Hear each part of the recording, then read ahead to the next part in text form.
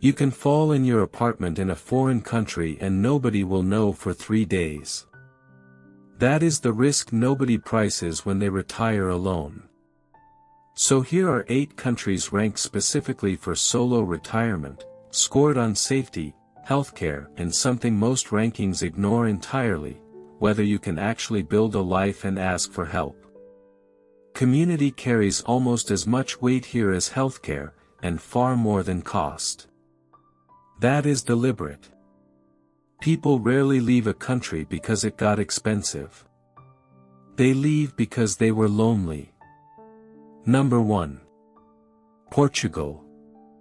Portugal ranks first on this list, and it wins on the 2 heaviest categories at once. Safety is exceptional. Portugal consistently ranks among the most peaceful countries in the world on the major international indices. Violent crime is low, and the ordinary experience of walking around a Portuguese city at night is calm. The realistic risk is pickpocketing in tourist areas of Lisbon and Porto, not personal danger. Community is where Portugal genuinely separates itself.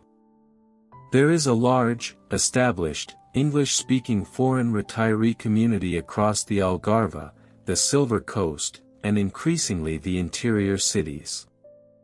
That means structures already exist: social groups, hiking clubs, language exchanges, expatriate associations, informal networks that will notice if you disappear for a week. For someone arriving alone at 68, walking into an existing structure is enormously easier than building one.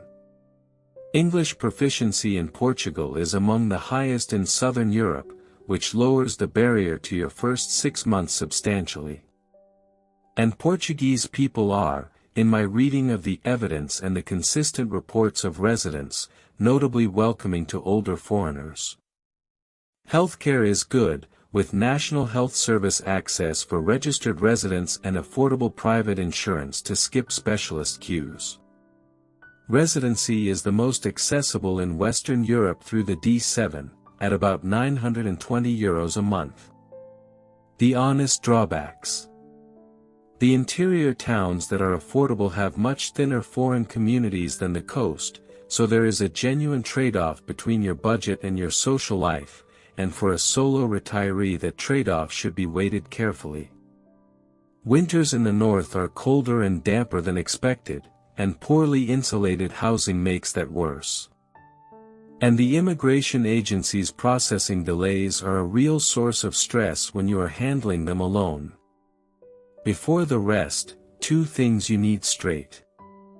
Let me declare the scoring before I use it, because a ranking without a stated weighting is just an opinion dressed up as research. Personal safety, 25 points. Healthcare access, 20.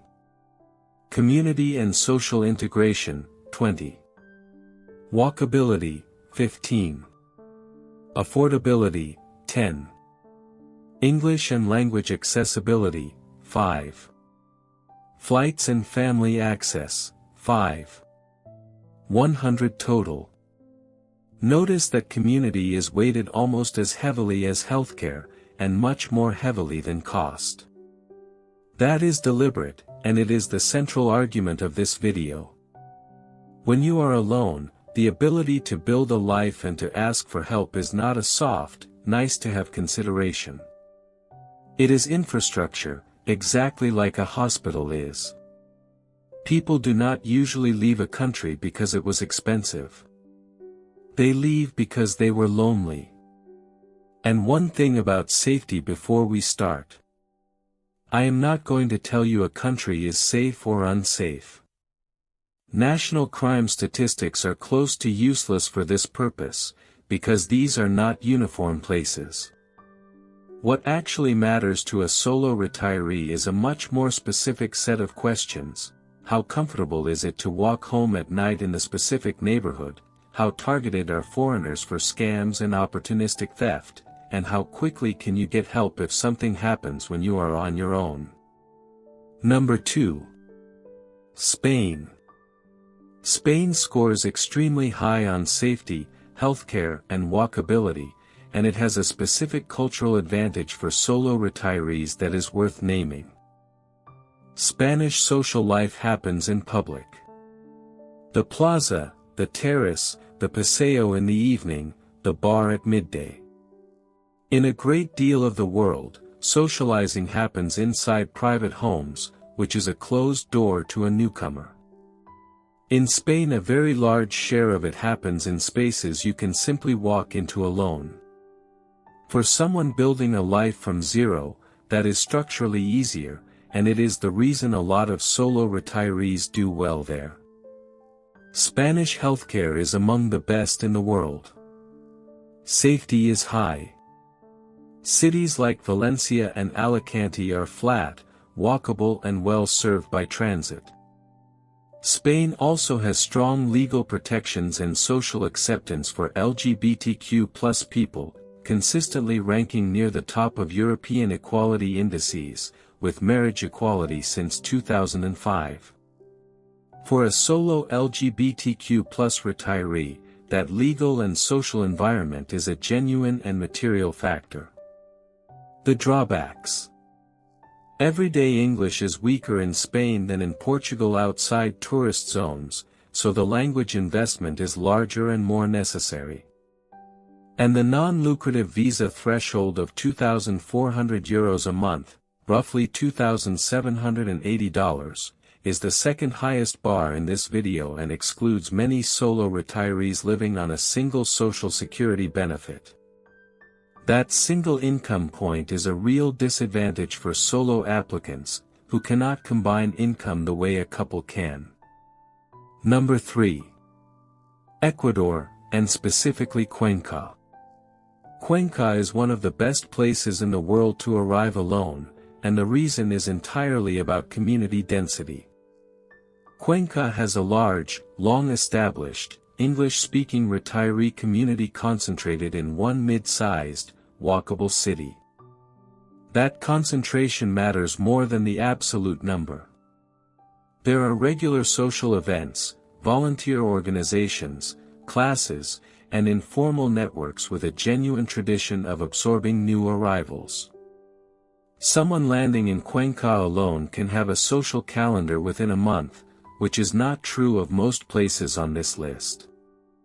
The year-round spring climate at 2,500 meters means walking is comfortable every day of the year, which for a solo retiree translates directly into leaving the house, which translates directly into not becoming isolated.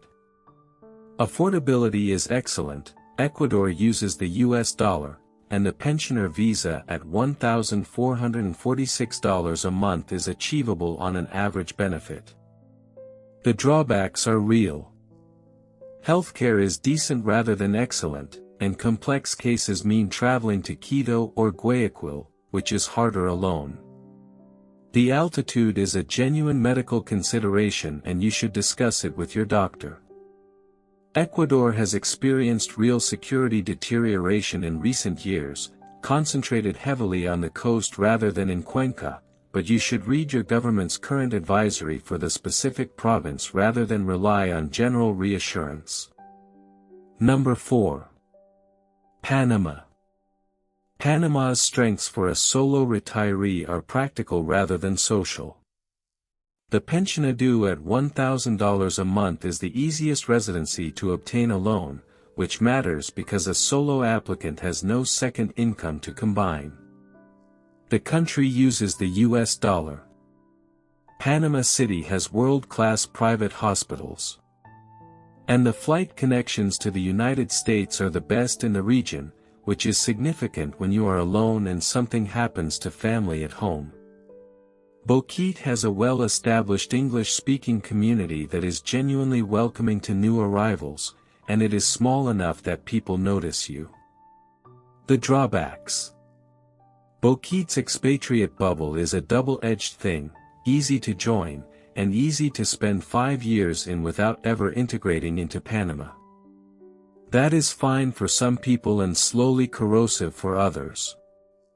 David, the practical alternative, has a much thinner foreign community and requires more Spanish and more self-reliance. Healthcare in David is regional rather than excellent, and Panama City is a flight or a long drive away. And I should note for LGBTQ+ viewers that Panama does not recognize same-sex marriage. Its Supreme Court ruled in 2023 that marriage equality is not protected under the Constitution. Social attitudes in the expatriate areas are generally relaxed, but the legal position is what it is, and it matters for things like hospital decision-making and inheritance. Number 5. Costa Rica. Costa Rica scores well on safety relative to the region, has a genuinely good public health system that residents must join through the CAJA, and has a long-established foreign community in the Central Valley towns with the social structures that come with it. The Central Valley climate is close to ideal for year-round activity. Political stability is a real asset. And Costa Rica has marriage equality, since 2020, along with reasonably strong protections. The drawbacks. Cost is the main one, and it has worsened. The colón has strengthened substantially against the dollar through 2026, making everything more expensive for someone on a dollar income. Central Valley towns are also spread out enough that most foreign residents end up driving, which for a solo retiree is a real long-term vulnerability, because the day you stop driving you become dependent on other people in a place where that is hard. Number 6. Mexico. On lived experience for a solo retiree, Mexico is genuinely excellent. Mérida and San Miguel de Allende have some of the largest and most organized foreign communities anywhere, with a density of clubs, classes, volunteering and social events that is hard to match. Private healthcare is excellent and cheap. Flights home are the best of any country here. And Mexico has nationwide marriage equality. Mérida in particular reports among the lowest crime rates in Mexico, dramatically below the national figure, and it is worth repeating that national statistics tell you almost nothing about a specific city. Mexico ranks 6th here for one reason, and it is not about daily life. As of January 1, 2026, Mexico raised the income threshold for temporary residency to a reported $4,400 a month. The maximum Social Security benefit at full retirement age is $4,152. A solo retiree living on Social Security cannot qualify, and unlike a couple they cannot combine incomes to get there. For solo retirees specifically, Mexico has become one of the hardest countries on this list to enter legally, while remaining one of the best to actually live in. That is a painful combination. Number 7. Colombia. Colombia's strengths are healthcare, cost, and a genuinely warm social culture. Private prepaid health plans are excellent value. The coffee region has a mild climate, and Medellin has a large foreign community. Colombia has had marriage equality since 2016. The drawbacks weigh heavily in a solo context. Petty crime and street robbery are genuine concerns in the major cities, and the standard local advice about not displaying valuables exists for a reason. Scams targeting foreigners, including drink spiking and robbery connected to dating apps, have been the subject of explicit official warnings, and that risk profile is materially different for someone living alone with no one expecting them home. That does not make Colombia a bad choice.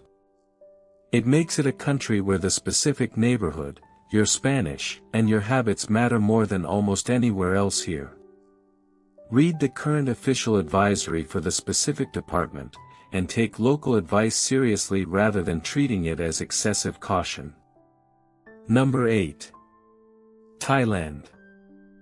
Chiang Mai has one of the largest and longest established foreign retiree communities in Asia, superb and inexpensive private healthcare, extremely low costs, and a genuine social infrastructure for new arrivals.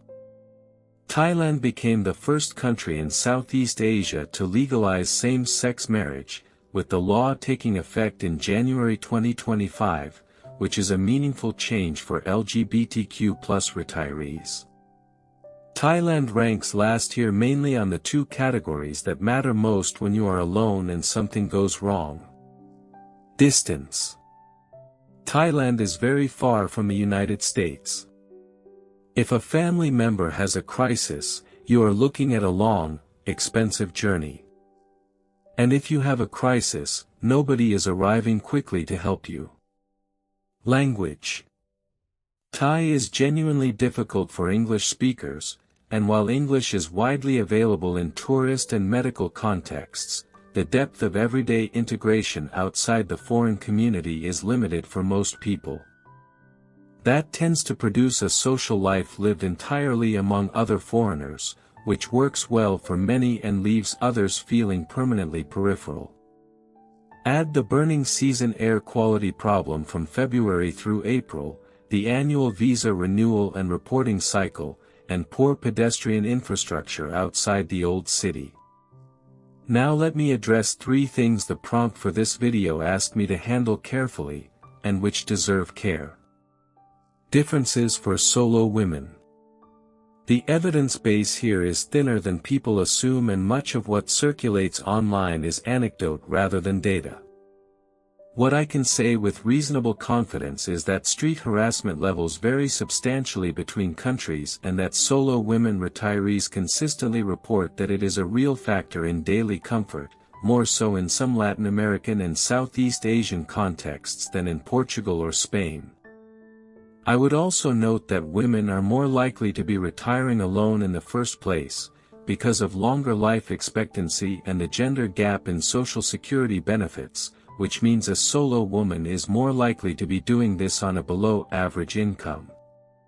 That financial dimension is probably more consequential than the safety dimension, and it gets discussed far less. Practical advice that is not gendered and simply works: choose a walkable, well-lit central neighborhood over a cheaper peripheral one, prioritize a building with a doorman or active neighbors, and establish a check-in routine with someone, whether a friend at home or a neighbor locally. Differences for solo men. The specific pattern worth naming is social isolation. Retired men, across many countries including the United States, tend to have smaller social networks than women and to rely more heavily on a spouse or on work for social contact. Remove both and add a foreign country, and the isolation risk is significant. The countries that score well on community here, Portugal, Cuenca, Chiang Mai, Merida, are the ones with ready-made structures, and I would weight that heavily for a man retiring alone. Men are also more frequently targeted by romance and investment scams in expatriate contexts, particularly in Southeast Asia, and the losses reported are often life-changing. That is not a stereotype, it is a well-documented pattern in fraud reporting. Differences for LGBTQ+ retirees. Here I want to stick strictly to legal facts, because they are verifiable and they have concrete consequences.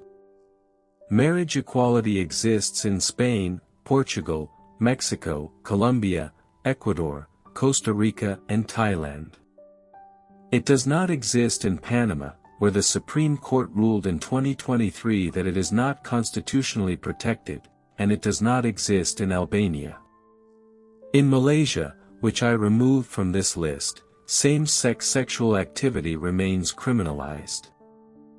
Why this matters practically, beyond the symbolism, legal recognition affects who can make medical decisions for you, hospital visitation, inheritance and property rights, and whether a partner can be included as a dependent on a residency application. Those are exactly the situations a retiree encounters.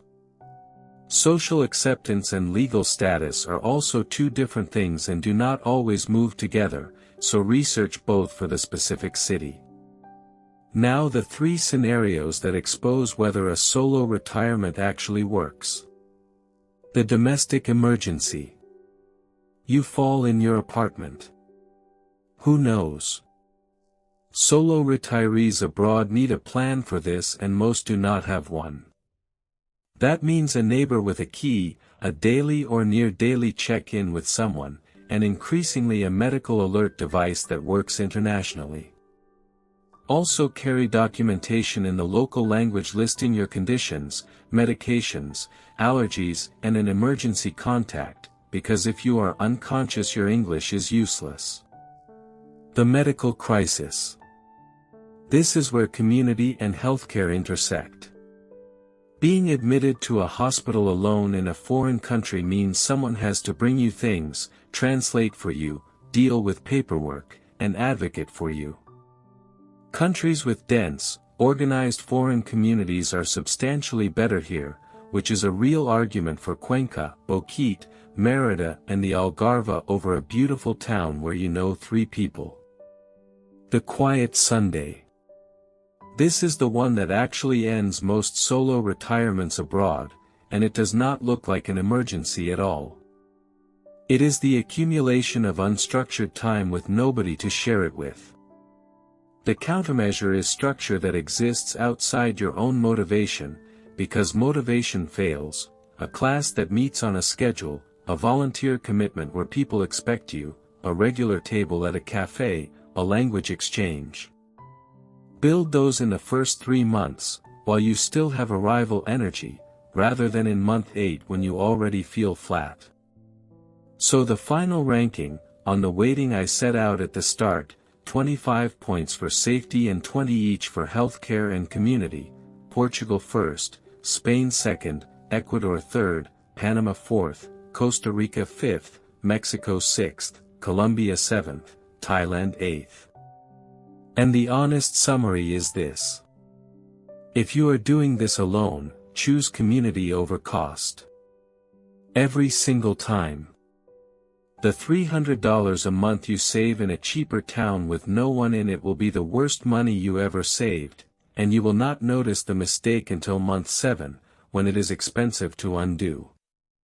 If this was useful, subscribing genuinely helps. Now tell me in the comments, and I would particularly like to hear from people who have actually done this alone, what worked for building a social life in the first year? What would you tell someone arriving next month? That advice is worth more than any ranking I can build. Educational information only. Not medical, financial, legal or immigration advice. Safety conditions, laws and immigration rules change. Verify current official sources for the specific city you are considering.